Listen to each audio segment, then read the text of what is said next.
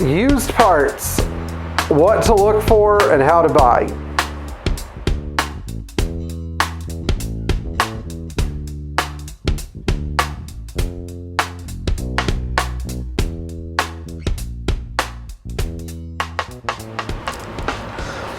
I don't buy a lot of used parts. Sometimes I have absolutely no choice. For example, when I was working on my friend Mike's 230S, I had to get a used accelerator linkage because the one on the car had been hacked to bits.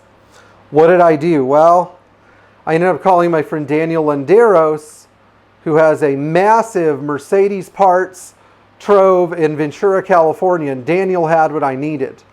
And you know, it was reasonably priced, and it was stuff that wasn't worn out because it had been off the road for 30 years. And this is why Mercedes parts are so, why used parts are so critical. They're both important and they have to be scrutinized heavily.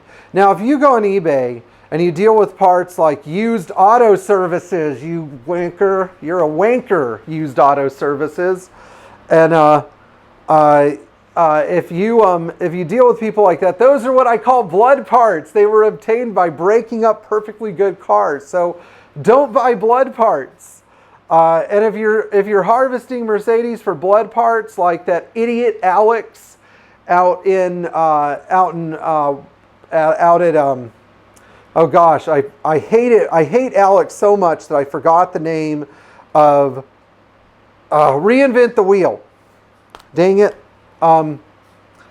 Yes. So anyway, stuff like that, you know, probably not a good idea. But stuff that's been off the road for a long time, that's like sort of crusty and old, you know, why not? I deal with a lot of suppliers that I like personally, and that's really what I see sometimes. That sometimes you do have to go out and get used parts. So maybe go to a salvage yard, you know. Used interior parts are kind of a must sometimes, like dashboards for 123s. You know, there's one. Plastic pieces for the interiors, like those little caps that go under the dash. Sometimes you really have no choice. So I can understand somebody doing that.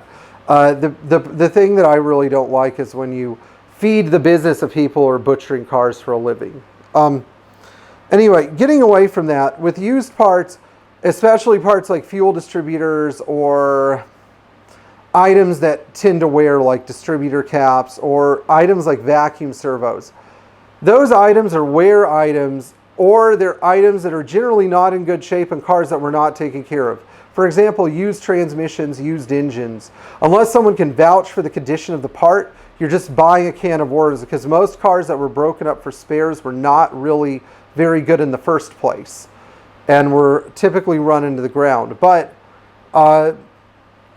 you know, like a rear axle from a 300D, okay, if you put new seals in, it'll probably be okay. So if you're upgrading your car to a 2.88 rear end, you're generally okay pulling one out of a swamp, as long as you open it up and take a look at it.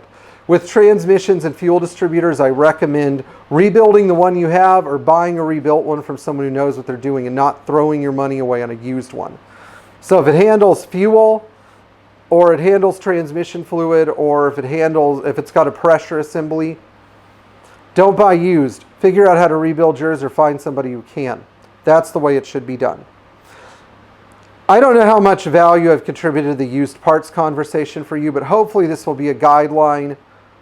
Again, with used parts, try to stick with stuff that doesn't have to move or turn or rotate. You know, mostly cosmetic stuff. And in the meantime, if you have any questions, leave us a comment below. To all of our Patreon subscribers, thank you a million. We really appreciate it. Please like, share, and subscribe. Tap the bell for notifications. You may email me if you have questions. And if you enjoyed this video, leave a comment. Or if you have questions, leave a comment. So, and in the meantime, UAS, Reinvent the Wheel, I hope you're watching, since you know how much I dislike you.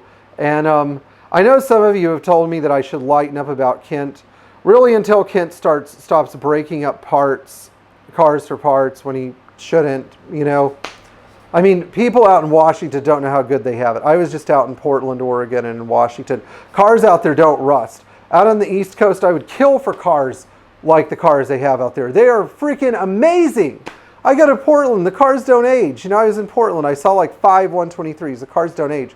So if you're out on the West Coast, don't take your cars for granted. Don't be an idiot. But anyway, in the meantime, thanks for watching, and try to buy new parts or at least high quality aftermarket whenever possible.